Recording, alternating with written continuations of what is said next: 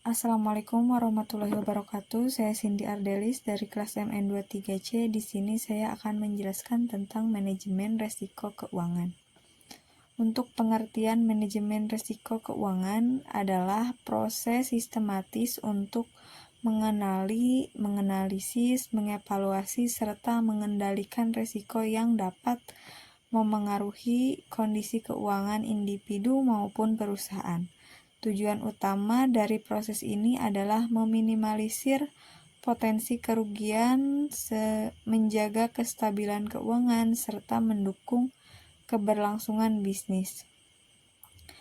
Tujuan manajemen risiko keuangan yaitu manajemen risiko keuangan dilakukan agar perusahaan dapat melindungi aset dari potensi kerugian yang tidak terduga, menjamin keberlangsungan usaha meskipun menghadapi keanjlokan ekonomi, mengurangi ketidakpastian keuangan melalui analisis risiko yang teratur, kemudian meningkatkan kepercayaan investor, kreditor, dan stakeholder lainnya.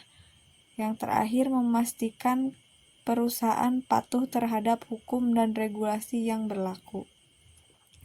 Untuk jenis-jenis resiko keuangan, ada resiko pasar, yaitu muncul akibat perusahaan harga saham, kurs valuta asing, dan suku bunga. Resiko kredit terjadi karena debitur tidak mampu membayar kewajiban. Risiko likuiditas yaitu kondisi ketika perusahaan kesulitan memenuhi kewajiban jangka pendek.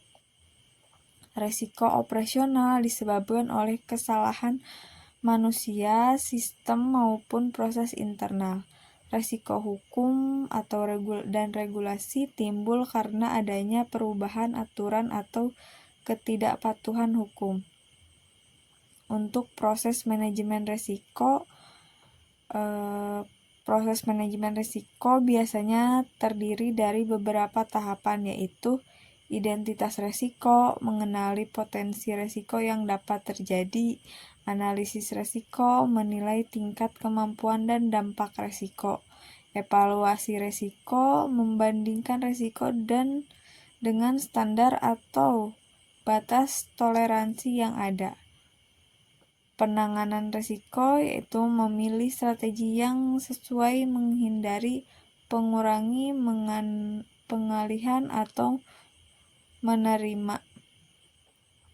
Monitoring dan review, melakukan pemataan atau evaluasi ulang serta secara berkala.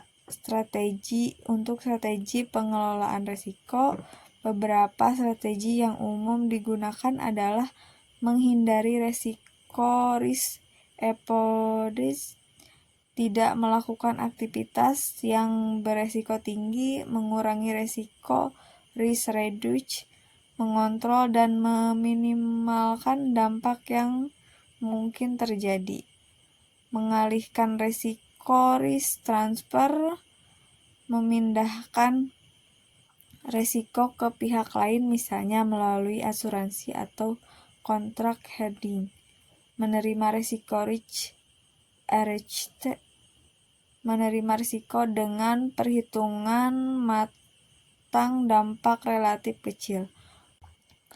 Untuk alat dan instrumen manajemen risiko keuangan antara lain yaitu asuransi untuk melindungi aset, diversifikasi portofolio agar kerugian tidak terfokus pada satu aset, derivatif keuangan, serta futures option dan swap untuk melindungi nilai, sistem pengendalian internal guna mencegah kesalahan dan fraud, manajemen kas dan likuiditas untuk memastikan perusahaan memiliki dana yang cukup.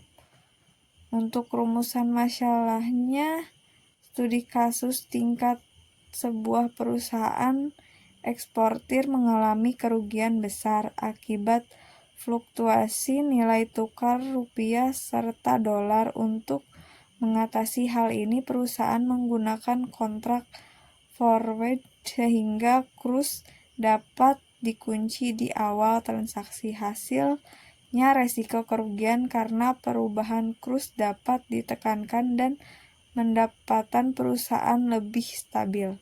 Untuk kesimpulannya, manajemen risiko keuangan merupakan aspek penting dalam menjaga stabilitas dan keberlangsungan perusahaan. Dengan mengidentifikasi, menganalisis, serta menerapkan strategi pengelolaan risiko yang tepat, perusahaan dapat meminimalkan potensi kerugian, meningkatkan kepercayaan stakeholder, mendukung keberlangsungan usaha dalam jangka panjang. Mungkin itu saja dari saya. Wassalamualaikum warahmatullahi wabarakatuh.